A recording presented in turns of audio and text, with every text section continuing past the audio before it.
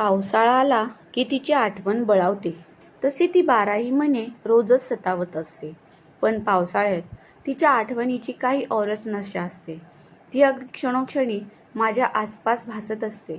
असाच पावसाळ्यात एके दिवशी मी घरी एकट्याच असताना पाऊस येतो. रेडिओवर सुगम संगीत चालू असते. छान वातावरण झाल्याने चहाची तलफ होऊन मी चहा बनवतो आणि चहाचा कप हातात घेऊन पीत पीत ओल्या ओल्या थंडगार खिडकीतून मुसळधार पाऊस पाहताना दूरवर तिची आकृती दिसते. दूर रस्त्यावर भर पावसात ती भिजत असते. पावसाच्या आगमनाने आनंदित होऊन मुक्तपणे नाचत असते. डबक्यातील पाणी पायाने उडवून पाण्याने आधीच भरलेला रस्ता आणखी ओला करत असते. वेडी कुठली. नाचत नाचत मध्येच ती गाणे म्हणू लागते.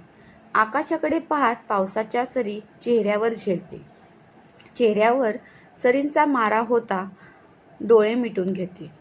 मग तोंडाचा आ करते आणि गारा खाऊ लागते. 5-6 गारा तिच्या तोंडात पडतात. ती त्यांना खाऊ लागते. तशी तिच्या दातांना ठणक बसून ती विव्हळते. मग पुन्हा नाचू लागते. गाणे गाऊ लागते. डबक्यातले पाणी पुन्हा रस्त्यावर उडवू लागते. अशी बराच वेळ पावसात असल्याने ती चिंब भिजलेली असते. वर नभाकडे पाहत दोन्ही बाजूला हात पसरवत अंगात घातलेल्या घागऱ्यासह गिरकी मारते. तेव्हा ती मला अलबेली मस्तानीच भासते. जणू सरीचा उगम असलेल्या नभालाच मिठी मारायला खाली बोलवते. मग माझ्या मनातही एक शंका डोकवते की हिच्या बोलण्याने तर आज पाऊस पडला नसेल ना. या विचाराने माझा इकडे जळफळाट होतो. मी त्या नभासोबत उगाच शत्रुत्व ओढावून घेतो. आकार नसलेला आणि पत्ता माहीत नसून सुद्धा वाऱ्याच्या गाडीवर बसून कुठेतरी बळच फिरत असलेल्या नभाला मी 2-4 शिव्या उगाच हासाडतो. यावर तो काहीच प्रत्युत्तर देत नाही. हे पाहून मी त्याचा विचार सोडून देतो आणि पुन्हा तिच्याकडे लक्ष केंद्रित करतो. तिचे आपले इकडे चालूच असते. भिजणे, नाचणे, गाणे, डबक्यातले पाणी पायाने रस्त्यावर उडवणे. खरंच खुळीच कुठली. आता ती रस्त्यावरून निघून सरळ माझ्या घराकडे येताना दिसते. पाहता पाहता खरंच ती माझ्या घराच्या अंगणात येऊन स्थिरावते. फार फार तर माझ्यापासून 15-20 फूट लांब एवढ्या अंतरावर माझ्या घराच्या अंगणात तिची आकृती आता स्पष्ट दिसू लागते. गाण्याच्या तालावर मान डोलवताना तिच्या भिजलेल्या लांब केसातून निघणारे पाण्याचे तुषार उडवत उडवत माझ्या अंगावर येऊन आदळतात. तसेच माझे अंग रोमांचित होते. तिचा सावळा रंग आणि त्यावरून निथळून वाहणारे पाण्याचे थेंब माझी तहान जागवतात.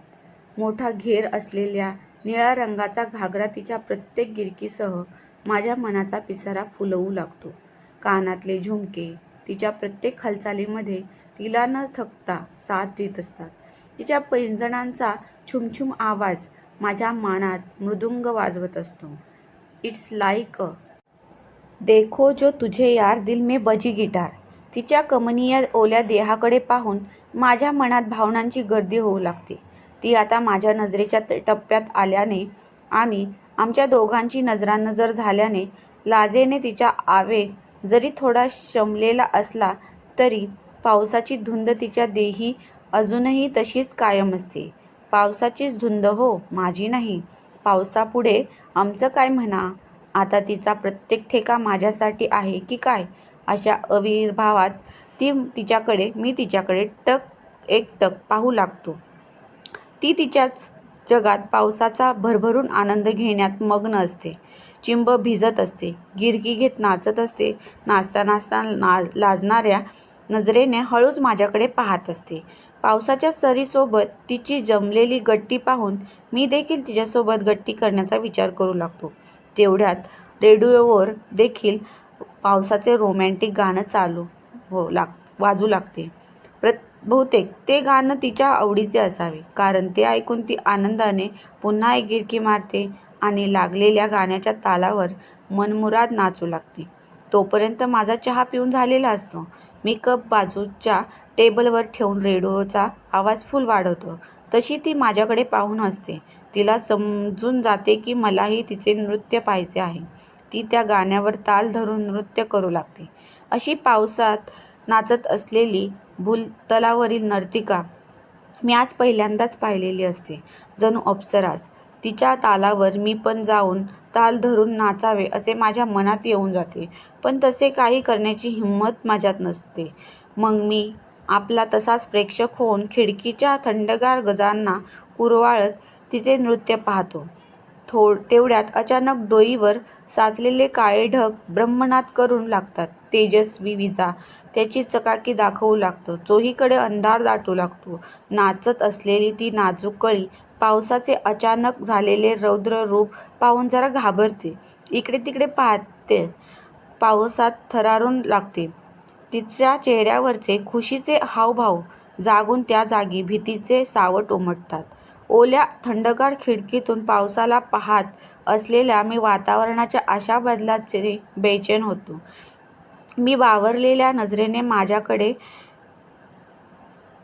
पाहून माझे मन देखील अस्वस्थ होते. तसा मी पुढच्या क्षणी तिला सावरायला घराबाहेर पळतच निघतो. तसे जाता जाता टेबलला माझा जोराचा धक्का लागून टेबलवर ठेवलेला चहाचा रिकामा केलेला कप खाली पडून फुटतो. त्याकडे फार लक्ष न देता मी तिच्या दिशेने पळत बाहेर येऊन तिच्यासमोर थांबतो. मी समोर दिसताच तिच्यात जरा धीर येतो. ते तिच्या नजरेने जाणवते. तिच्या तोंडातून अजूनपर्यंत एकही शब्द निघालेला नसतो आणि अशा अवस्थेत ती पुढे काही बोलू शकेल याचा भरवसा नसतो.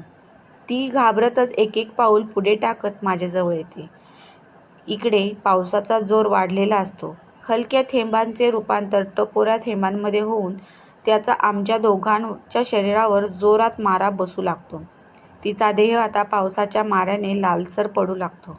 ती थंडी वाजून कुडकुडू लागते. तिचे दात एकमेकांवर आपटून त्यांच्या कडकडण्याचा आवाज येऊ लागतो. माझ्याजवळ येऊन थांबताच पुन्हा तिची नजर माझ्याकडे पाहून अर्जव करते. तिची झालेली अवस्था पाहून तडकन मी तिला माझ्या बाहुपाशात ओढून घेतो. थंडगार भर पावसात भिजलेली असूनही तिचे शरीर मला गरम लागते. तिच्या कण्याने माझ्या मनातील मृदुंगाचा आवाज आता शोककळेसम भासू लागतो.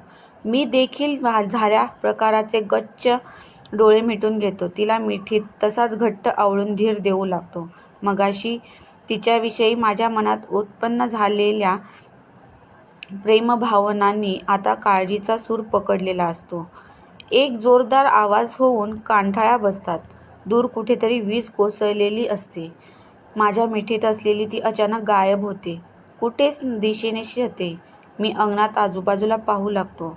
व्हरांड्यात शोधतो. बाहेर रस्त्यावरही जाऊन पाहतो. पण तिच्या अस्तित्वाचा काहीच पुरावा सापडत नाही. फक्त वीज कोसळल्याने झाड पावसात जळत असलेले दिसते. आता मात्र मला भर पावसात घाम फुटतो.